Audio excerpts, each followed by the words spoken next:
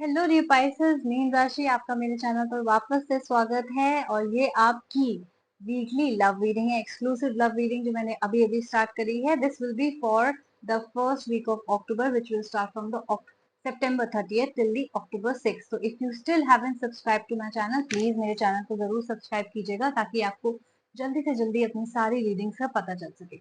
चलिए अब quickly think about a love question ताकि आपको उसके आंसर्स इस रीडिंग में मिल सके। बहुत सारे लोग मुझे कमेंट करके पूछते हैं कि हम सन का राइजिंग सन साइन देखें या मून साइन देखें, राइजिंग साइन देखें। तो लाइक आई सेड, मैं हर रीडिंग में बताती हूँ कि अपना बर्थ चार्ट चेक करिए, अपना सन मून राइजिंग तीनों को ये अप्लाई होता है। तो जो भी आपके साथ ज्यादा मैच करे आप उसको देखिए। Okay, first week, second week, आप पास्ट में बहुत ज्यादा जी रहे हैं पाइसेस। पास्ट ब्लॉकेजेस जो आपकी हैं, पास्ट का ब्रेकअप जो है, आप अभी तक उसी पे अटके हुए हैं, उसी के बारे में सोच रहे हैं। आई डू सी कि आप लोग नो कांटेक्ट में हैं, आप लोगों का डिस्टेंस है, हो सकता है आपने एक दूसरे को ब्लॉक भी कर रखा हो। लेट्स सी कि आगे क्या होगा। ओके, लेट्स सी, आपके पहले कार्ड्स दिखाऊंगी, 10 of stars and hierophant, and आपका आया है 5 of stars and the 4 of sons. तो कुछ लोग डील कर रहे हैं सन मून या राइजिंग जेमिनाई। तो हो सकता है आपका जो इंसान है उनका सन मून या राइजिंग कोई एक साइन जेमिनाई हो सकता है, या उनका कैप्रिकॉर्न हो सकता है, या एक्वेरियस हो सकता है, या सैजिटेरियस भी हो सकता है। राइट, तो आप signs can be anything and it can be sun moon rising. हो सकता है आपको उस इंसान का सिर्फ सन साइन पता हो, बिकॉज वो सबसे इजी है हमारी बर्थ डेट से जानना। मून साइन और राइजिंग साइन हमें बर्थ चार्ट देखकर ही पता चलता है, विच मीन्स अगर आपको उनकी बर्थ की लोकेशन और टाइम पता हो तभी आपको पता चल सकता है। राइट, तो हो सकता है आपको सारे साइंस ना पता हो, सो कोई भी साइन हो सकता है, डजंट हैव टू बी ये साइन पर्टिकुलरली पॉपअप किए, इससे मैंने बता दिया। जी, तो चलिए शुरू करते हैं। 10 of stars and 5 of stars, like I said आप पास में स्टक हैं। लेट मी क्लैरिफाई, बिकॉज जो बाकी दो कार्ड्स हैं बहुत सुंदर हैं। हाइरोफेंट का मतलब है कि शादी हो सकती है, हाइरोफेंट का मतलब है कि आप मैरिज की प्लानिंग कर रहे हैं, आप रिचुअल्स कर रहे हैं, शादी से रिलेटेड रिचुअल्स कर रहे हैं, और प्रीस्ट को देखने जा रहे हैं। तो कुछ ऐसी प्लानिंग होती हुई दिख रही हो। और 5 of sons, sorry 4 of sons से जो कार्ड है ये है फैमिली गैदरिंग का, सेलिब्रेशन का कार्ड है, जहां आपको बहुत इंपॉर्टेंस मिल रही है। इसलिए let's clarify the 10 of stars and the 5 of stars कि ये क्यों है। शायद ये आपकी इनर फीलिंग बता रहे हैं। अगर आपकी एक्सटर्नली चीजें बेटर हो रही हैं तो आपकी इनर फीलिंग्स कुछ ऐसी है।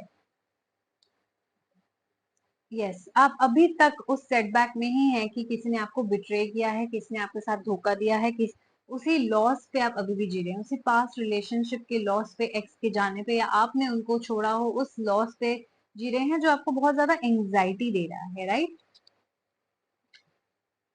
Yes, you still are living in that pain, that sadness, and you are sort of disappointed with that x.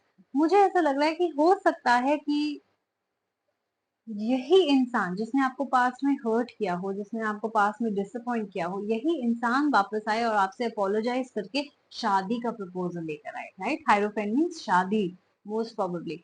तो ऐसा लग रहा है कि ये जो इंसान है जिसने आपको बहुत पेन, बहुत दुख दिया है, ये आपके पास वापस आ रहा है। राइट, ये आपसे शादी का प्रपोजल लेके आ रहा है, लेकिन कहीं ना कहीं आप उस दुख में इतने बिजी हैं या उतने स्टक हैं कि आप उनको उस बातों को फॉरगिव करके मूव ऑन नहीं कर पा रहे। राइट, तो आप you're still not over that hurt that the person caused you, and I can completely understand। हो सकता है उन्होंने वाकई में आपको बहुत ज्यादा हर्ट किया हो। राइट, उन्होंने हो सकता है वाकई में आपको बुरी तरीके से ट्रीट करा हो, या आपके इमोशंस की केयर ना करी हो, कदर न करी हो आपकी एज इंसान, या हो सकता है चीट भी किया हो, बिट्रे किया हो, या ज्यादा अलग अलग इंसानों को ज्यादा इंपॉर्टेंस दी हो, आपको ना दी हो, कुछ भी रीजन हो सकता है। सो आई डू सी कि वो जो भी उन्होंने आपको हर्ट किया है वो आपके दिमाग में अभी तक है। राइट, आप भूले नहीं है।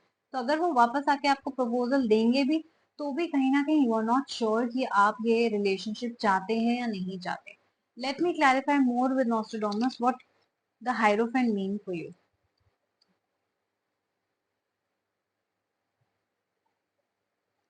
To show mercy, right? So cards आपसे ये कह रहे हैं कि आई अंडरस्टैंड कि उन्होंने बहुत आपको दुख दिया है, पेन दिया है, but they are asking you to show mercy, they are asking you to forgive this person because they really mean well. उन्हें अपने जिसे कहते हैं ना गलतियों का अंदाजा हो गया है, उन्हें रियलाइजेशन हो गई है कि उन्होंने मिस्टेक करी है, चाहे जितनी भी बड़ी क्यों ना हो, चाहे रिपीटेडली बहुत बार क्यों ना की हो। कार्ड्स आपको ये कह रहे हैं कि इस बार जब वो वापस आए हैं वो एक जेन्युइन इंटेंशन के साथ आए हैं, they actually want to get married to you. तो cards are asking you to show mercy to this person, right.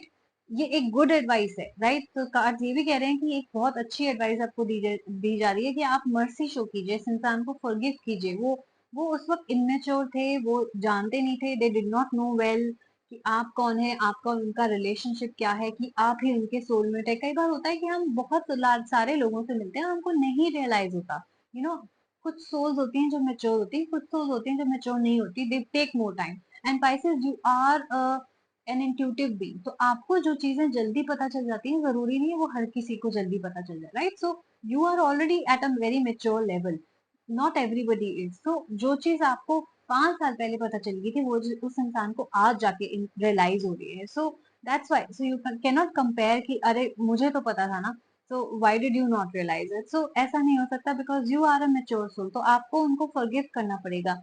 they are coming back with a marriage proposal. I can see that they want to traditionally make you their husband and wife. They want to go through all the ceremonies, the Hindu ceremonies, Christian ceremonies, Sikh, जो भी आप religion के हैं, मुस्लिम, तो वो सारी ceremonies के साथ प्रॉपरली आपको अपने घर ले जाना चाहते हैं। वो आपके पेरेंट्स से मिलना चाहते हैं, अपने पेरेंट्स से आपको मिलाना चाहते हैं।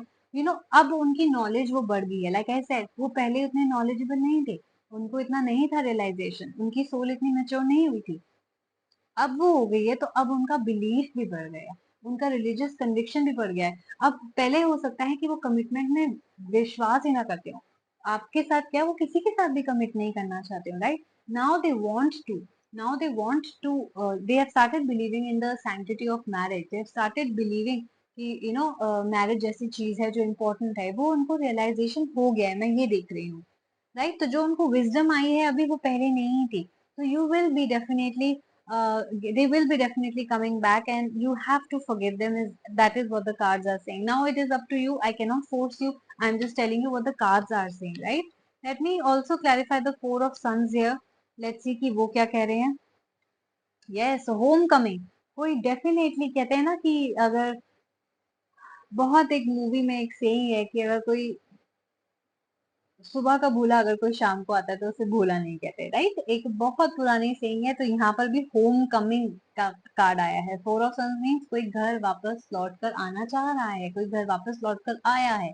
तो हो सकता है कि बहुत किसी ने स्ट्रे करा हो, इसका मतलब बहुत सारे उनके रिलेशनशिप रहे हो सकता है बहुत इधर उधर उन्होंने मुंह मारा हो, जैसे हम कहते हैं लैंग्वेज में, और क्या कहते हैं कि हो सकता है बहुत भटके भी हो वो इंसान, थिंकिंग की और ऑप्शन देखूं मैं, और ऑप्शन देखूं, नहीं नहीं नहीं करके अब उनको रियलाइज हो गया है कि दुनिया में आप जैसा खूबसूरत इंसान कोई नहीं है। So that is why they want to come back to you. Alliance, वो आपके साथ एक अलायंस फॉर्म करना चाहते हैं, वो एक जेन्युइन अलायंस आपके साथ फॉर्म करना चाहते हैं। वो आपको ही as a beautiful human being, उनको पता चल गया आपकी ब्यूटी के बारे में। Yes, they want to stay with you.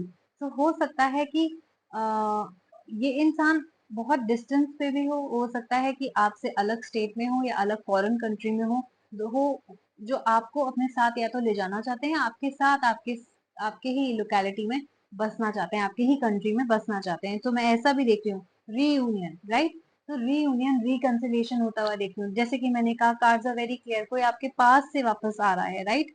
कोई आपके पास से वापस आ रहा है, और आप भी कहीं ना कहीं चाहते हैं उनको वेलकम करना, आप भी चाहते हैं, बट आपके इतना ज्यादा पेन है पास्ट का, आप मेंटली उन बातों को, उन मेमोरीज को भुला नहीं पा रहे, जिसकी वजह से you are not sure about this, right. आप चाहते तो हैं उन्हें, you know what I am trying to say, आप लोग समझ पा रहे होंगे कि you really want them to come back, but at the same time you don't want them to come back, right? Because you are still hurt, you still feel the hurt, you are still not sure कि इस बार अगर वो आ रहे हैं तो genuine intentions के साथ आ रहे हैं नहीं आ रहे। But I am telling you, these are genuine intentions, they actually want something substantial with you, they actually want to get married to you। वो प्रपोजल रखेंगे आपको, वो आपकी फैमिली से मिलना चाहेंगे, आपको अपनी फैमिली से मिलाएंगे। डेफिनेटली मैं देख रही हूँ रिकंसिलिएशन होना आप दोनों के बीच में, right? So if you haven't still subscribed to my channel, guys, please do subscribe it. Please do like and share, and also comment and let me know if you like this reading. And you can keep a watch for the next reading. So you guys take care. Bye bye.